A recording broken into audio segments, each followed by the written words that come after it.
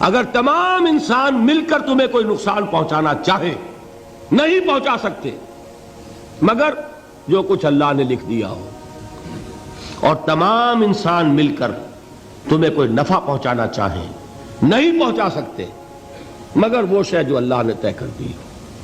آپ پھر میں کہوں گا ذرا طاری کیجئے، اسے فرض کیجئے، اسے سوچئے، اگر اس حدیث پر ہمارا دل ٹھکا ہوا ہو تو کسی سے ڈر ہوگا؟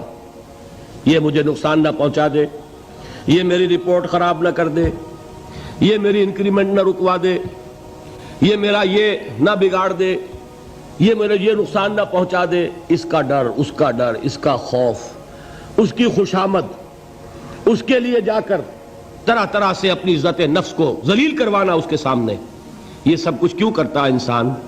جب سمجھتا ہے کہ اس کے ہاتھ میں میرا کوئی نفع ہے، اس کے ہاتھ میں میرے لیے کوئی ضرر ہے، یہ مجھے کوئی گزند پہنچا سکتا ہے، یہ مجھے کوئی نقصان پہنچا سکتا ہے، یہ میرا کوئی کام بنا سکتا ہے، یہ میری کوئی ضرورت پوری کر سکتا ہے، اسی کا نام شرک ہے۔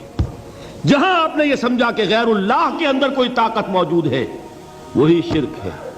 بتوں سے تجھ کو امیدیں، خدا سے نومیدی، مجھے بتا تو صحیح اور کافری کیا ہے؟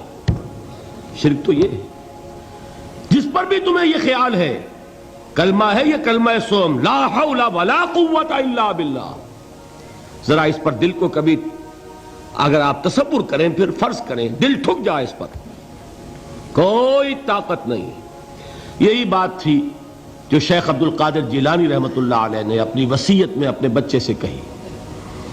11ویں دینے والے ہیں لیکن حضرت شیخ عبد القادر جیلانی کی وصیت اور تعلیمات کو کتنے لوگ ہیں کہ جانتے ہو؟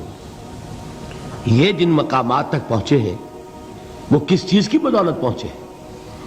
انہوں نے جو پیغام دیا وہ کیا تھا؟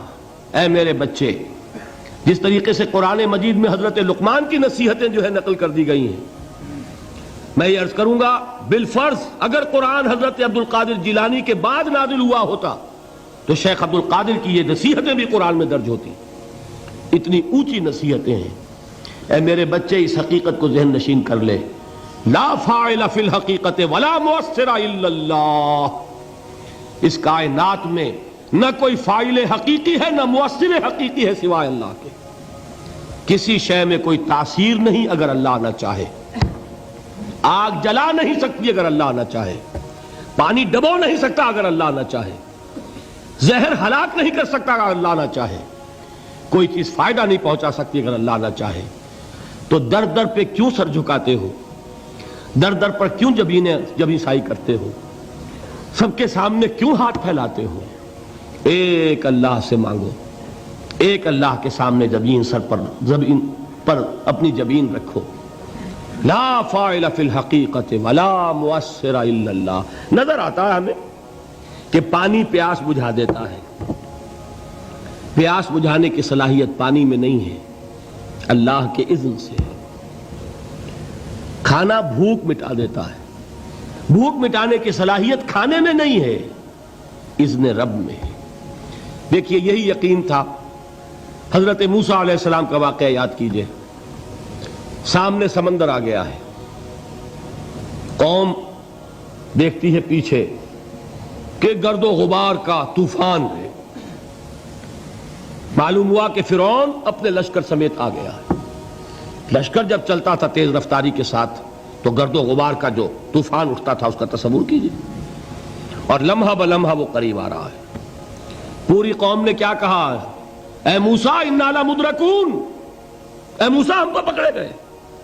قرآن مجید نے تو یہاں وہ باتیں نہیں لکھی ہیں، لیکن تورات میں یہ درج ہے کہ بنی اسرائیل جھگڑنے لگے، دست و گریبان ہو گئے موسیٰ کے ساتھ۔ موسیٰ ہمیں یہاں مروایا لا کر، اس سے تو ہم ہی بہتر تھے، وہاں کھانے کو ملتا تھا، زندگی تو تھی، بیگار ہم کر رہے تھے، موت تو نہیں تھی۔ اب جو کچھ ہوگا اس کا تصور کرو، جس طریقے سے ہمارے ٹکڑے اڑائے جائیں گے۔ تو لڑ رہے ہیں حضرت موسیٰ علیہ السلام سے، یہ تورات کی تفصیل ہے۔ قرآن میں صرف اتنا آیا ہے، پریشان ہو کر انہوں نے کہا انا لمدرکون، موسیٰ ہم تو پکڑے گئے۔ اس وقت موسیٰ کا جواب کیا ہے؟ کلا ان معی ربی سیہدین، نہیں، میرے ساتھ میرا رب ہے، وہ راستہ دے گا۔ بتائیے کہاں راستہ نظر آ رہا ہے؟ یہ ہے ایمان بالغیب. راستہ نظر نہ آئے تب اللہ پر یقین ایمان ہے. جیب میں پیسے ہوں اور تب دل کو اطمینان ہے تو ایمان کس پر ہوا؟ پیسے پر، اللہ پر نہیں. جب وسائل و ذرائع نہ ہوں اور پھر یقین ہو کہ اللہ مسبب الاسباب ہے، وہ اسباب کا پابند نہیں ہے، وہ اسباب کا محتاج نہیں ہے، اسباب اس کے محتاج ہیں. اگر یہ یقین ہے تو اللہ پر ایمان ہے، یہ نہیں ہے تو تمہارا ایمان اسباب پر ہے، وسائل پر ہے، ذرائع پر ہے، مادیات پر ہے، اللہ پر نہیں. اس وقت کہاں راستہ تھا؟ کوئی راستہ تھا؟ سمندر ہے اور ادھر سے لشکر آ گیا ہے. کلا ان معی ربی سیہدین. اب دیکھیے ایمان کہہ دینا آسان ہے، ہوا معکم اینما کنتم، جہاں کہیں بھی تم ہوتے ہو اللہ تمہارے ساتھ ہوتا ہے. لیکن اس کا یقین قائم ہو جائے تو زمین و آسمان کا فرق واقع ہو جائے.